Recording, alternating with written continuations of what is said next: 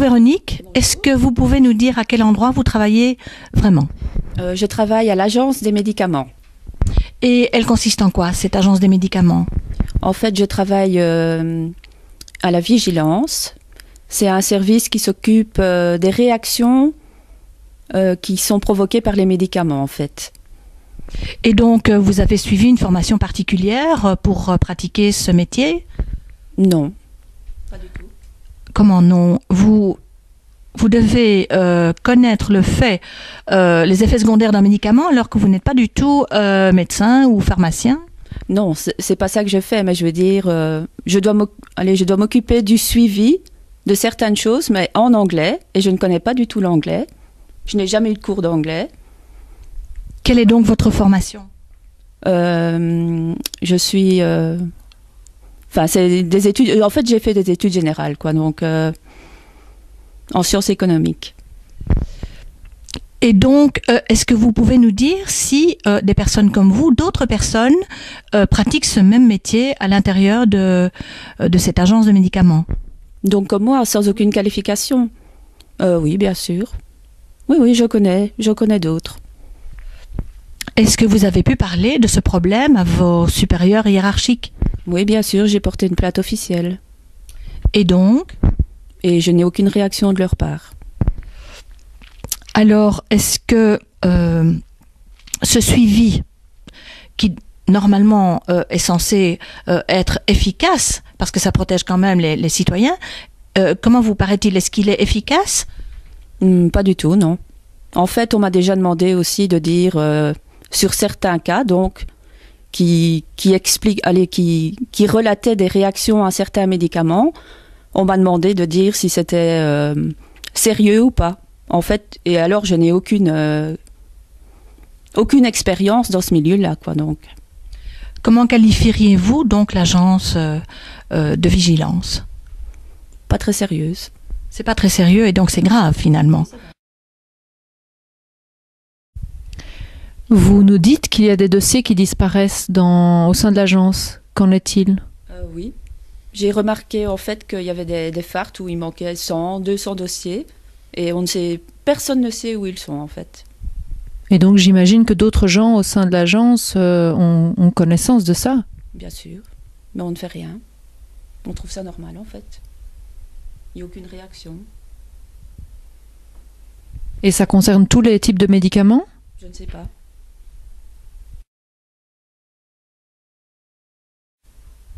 Donc selon vous, quel est l'impact des enjeux financiers au niveau de l'Agence belge du médicament? Comment les choses fonctionnent? Qui paye quoi? En fait, les firmes paient l'Agence des médicaments pour pouvoir mettre leurs médicaments sur le marché. Donc elles payent des sommes assez importantes, j'imagine? Oui. Donc finalement, ces firmes payent de l'argent et il y a sans doute pas beaucoup de logique à ce qu'on désapprouve les médicaments qu'elles ont soumis. Oui, j'imagine aussi. Donc au niveau de l'évaluation, ce sont les firmes qui s'auto-évaluent et qui font quasiment tout. Oui, pour certains cas, c'est les firmes qui s'auto-évaluent en fait. Et là, l'agence n'évalue que les fiches jaunes. Donc l'agence intervient uniquement en bout de ligne? Oui.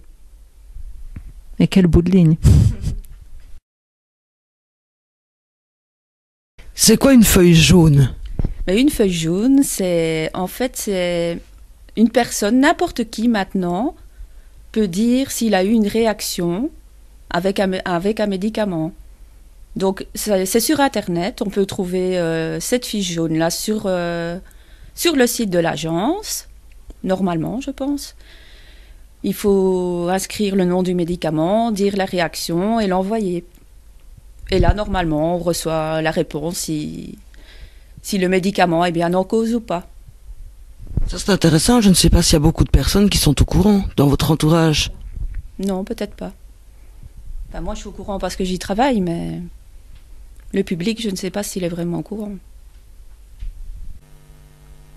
Donc j'essaye de comprendre. Je suis une personne, j'ai eu tel médicament, j'ai eu tel symptôme, donc j'envoie ma fiche jaune. Donc après, qu'est-ce qui se passe? Comment c'est traité? Est-ce que ça va jusqu'au bout, etc. Je pense que c'est fait jusqu'au bout, oui. En fait, ça passe chez un pharmacien qui va évaluer la fiche et qui dira en fait si le médicament est en rapport avec la réaction. Mais je ne sais pas si ça changera quelque chose. Pourquoi vous dites ça? Pour une personne, je ne sais pas si ça changera quelque chose en fait. Le médicament sera retiré du marché pour ça. Et si on est 1000? Je ne sais pas. Je ne connais pas le bénéfice-risque en fait. Je ne connais pas le nombre, le quota, oui.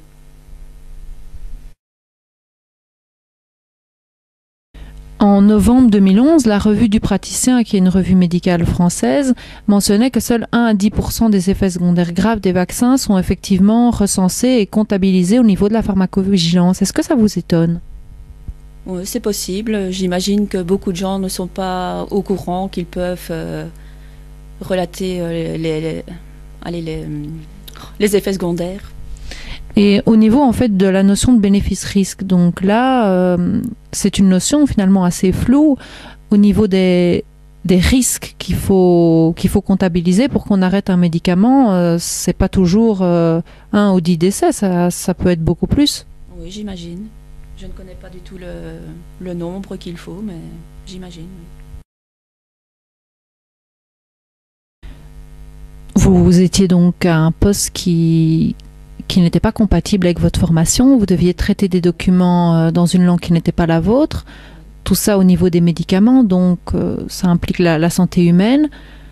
C'est finalement assez inquiétant pour la sécurité des gens et la façon dont fonctionne cette agence. Vous avez tenté de réagir, d'informer votre hiérarchie ou d'autres autorités.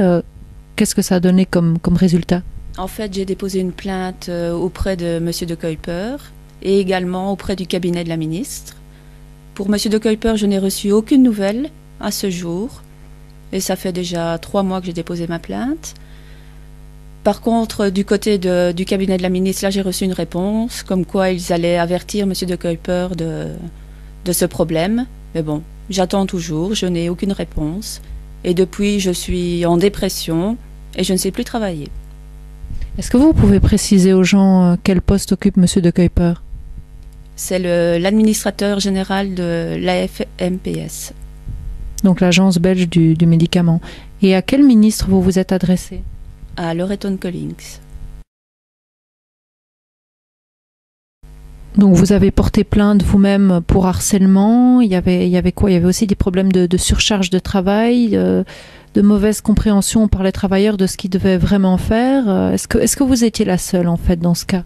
Non, en fait, je ne suis pas la seule. Ça concerne en fait tous les services de l'agence. On m'a déjà expliqué qu'il y avait des autres personnes qui étaient en dépression et qui n'arrivaient même plus à venir travailler. Donc c'est effectivement très grave. Est-ce que d'autres gens ont déjà tenté des démarches, des plaintes? Qu'en est-il? Oui, en fait, les personnes qui portent plainte, on les change de service simplement. Et ça ne règle aucun problème? Comme vous le savez, Initiative citoyenne s'est posé différentes questions, et notamment à l'occasion de la grippe H1N1 de 2009, la question de la pharmacovigilance, qui est donc le suivi des effets secondaires, en l'occurrence des effets secondaires de vaccins. Est-ce que vous, qui avez travaillé à l'Agence belge du médicament, vous estimez que c'était important que des groupes citoyens comme Initiative citoyenne soulèvent ces questions et investiguent de leur côté? Oui, c'est très important. Donc selon vous, la fiabilité de l'Agence belge du médicament suscite à tout le moins quelques doutes ou quelques inquiétudes? En tout cas, moi, je me pose des questions, oui. Qu'en est-il au niveau de la surcharge de travail? Est-ce que selon vous, ça impacte la qualité pour la gestion des dossiers? Est-ce que tout le monde se plaint de surcharge? Qu'est-ce qu'il en est? Oui, en fait, on nous donne de plus en plus de travail, mais bon, la qualité, on s'en fout complètement. Finalement, quand il y a un problème sérieux, qu'est-ce qu'on en fait? Mais en fait, le cas est suivi normalement, comme chaque cas, en fait. Il n'y a pas de précaution particulière? Non. Mais selon vous, qu'est-ce qu'on pourrait faire pour améliorer finalement le fonctionnement de cette agence du médicament qui apparemment fonctionne assez mal? Que le travail soit beaucoup mieux réparti entre les personnes et allez, comme moi, je travaille quelque chose dont je ne connais pas, je ne connais rien, quoi. Je ne connais pas l'anglais, on me fait travailler en anglais, donc ça ne va pas déjà. Donc mettre les gens à des postes pour lesquels ils sont compétents? Oui. Quand quelqu'un finalement a un effet secondaire, est-ce qu'il sait s'il aura un retour à propos de la gestion de son dossier au niveau de l'agence du médicament? Est-ce qu'on va le tenir au courant ou... Ça, je ne saurais pas vous dire. Merci beaucoup pour votre courage et on espère que d'autres gens dénonceront la même